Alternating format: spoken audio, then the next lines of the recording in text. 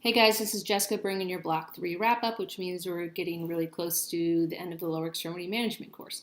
First, a couple shout outs of people who stood out this week. Matthias in Group Alpha, nice example of a response post. He added additional evidence to support his statements in the response and added value with questions that furthered the discussion.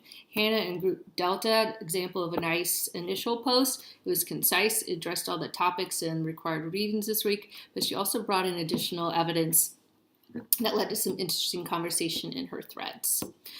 Highlights from this week's topics in the boards, ACL. Really great discussion on the Froebel study. And I think we all kind of concluded that ACL reconstruction surgery is not inevitable for all patients with an ACL tear. And so that kind of led into a lot of discussion, well, who's a coper and who is a non-coper?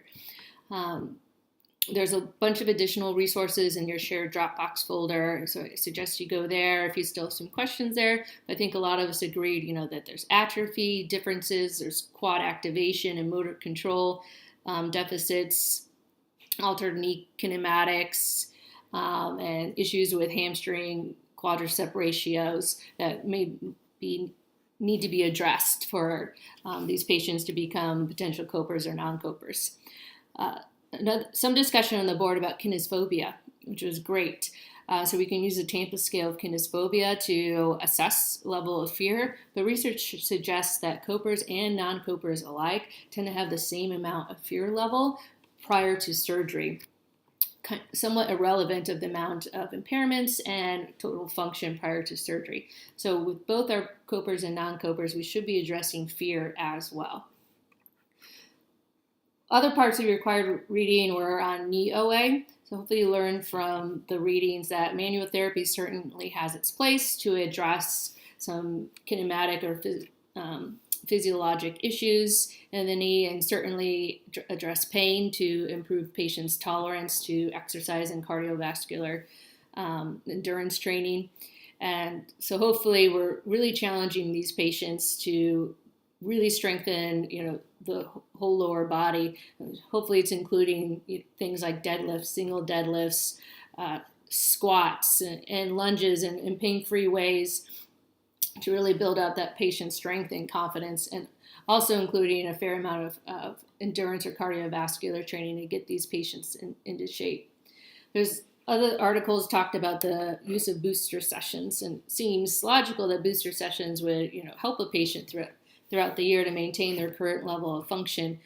Unfortunately, the evidence right now is somewhat not fully supporting the idea of booster sessions, so hopefully we're taking that on a case-by-case basis and providing the best care we can for our patients.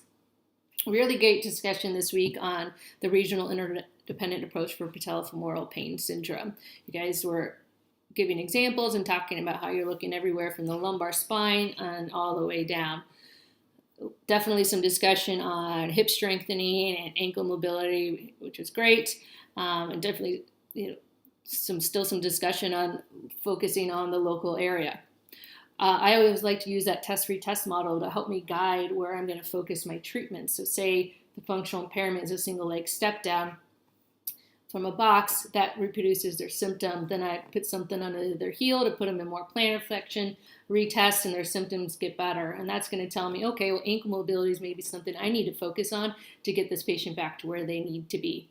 So don't be afraid to use that as a kind of a diagnostic, use the test-retest as a diagnostic approach to deciding where you're going to focus some of your interventions with patellofemoral pain syndrome or anterior knee pain patients.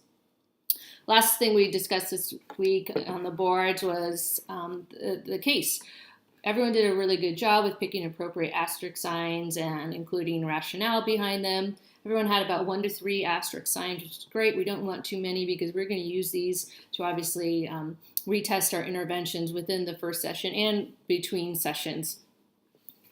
So I'm looking forward to kind of wrapping up that case next week with all of you and seeing the outcome for this patient.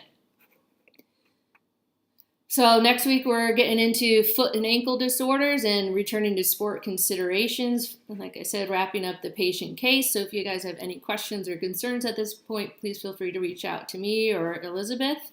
And looking forward to seeing you guys on the boards. Thanks.